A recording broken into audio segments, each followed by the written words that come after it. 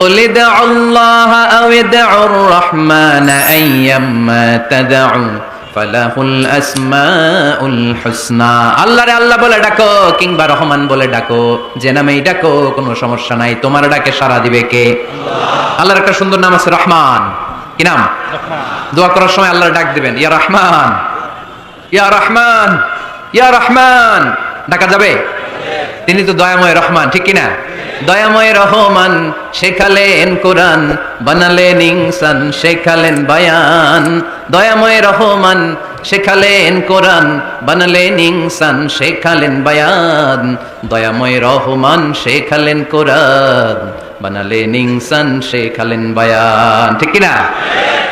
আল্লাহর এই সুন্দর নামগুলো ধরে ধরে দোয়া শুরু করবেন, ডাকবেন ইয়া রহমান। আমার সাথে সাথে পড়েন ইয়া রহমান, ইয়া রহিম, ইয়া গফুর, ইয়া গফফার, ইয়া সত্তার, ইয়া রাজ্জাক।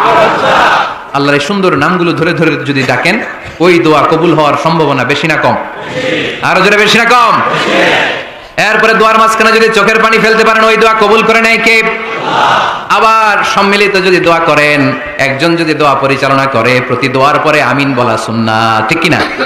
যিনি দোয়া পরিচালনা করে তিনি যদি বলে আল্লাহুম্মা হাসিবনা হিসাবান ইয়াসীরা, এটা বলার পরে আমরা সবাই কি বলবো? আমিন। দোয়া যখন শেষ তখন হাত দুটো দিয়ে চেহারাটা মাসে করা সুন্নাহ।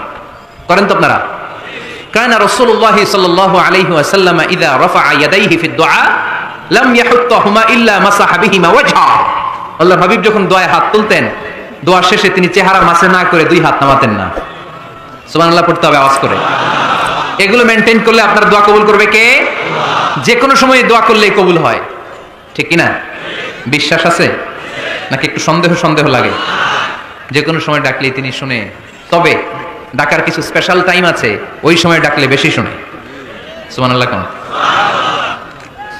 এর মধ্যে একটা টাইম হচ্ছে ওয়াক্তা সাহার, সাহারির সময়, তাহাজ্জুদের সালাতের সময়। তাহাজ্জুদ পড়েন তো আপনারা?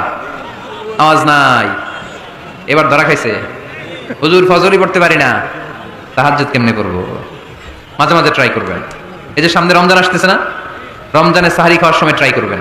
দোয়া কবুল করবে কে? আল্লাহ।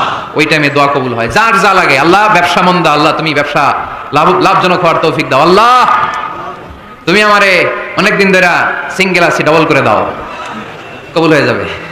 এই মেয়ে, এই দোয়া করা লাগবে না? মনে রাখবেন, নেককার স্ত্রী, নেককার সন্তান আল্লাহর কাছে চেয়ে নিতে হয়। নবীরা চেয়ে নিতেন, যুররিয়া সালেহা নবীরা চেয়ে নিতেন।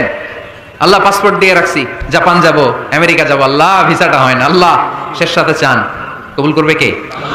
তাহলে একটা টাইম পাইলাম, তাহাজ্জুদের টাইম, ঠিক কিনা? 2 নাম্বার ক্বাবলাল ইফতার, ইফতারের সামনে রেখে দোয়া কবুল হয়। বিশ্বাস হয়? কি সামনে রেখে?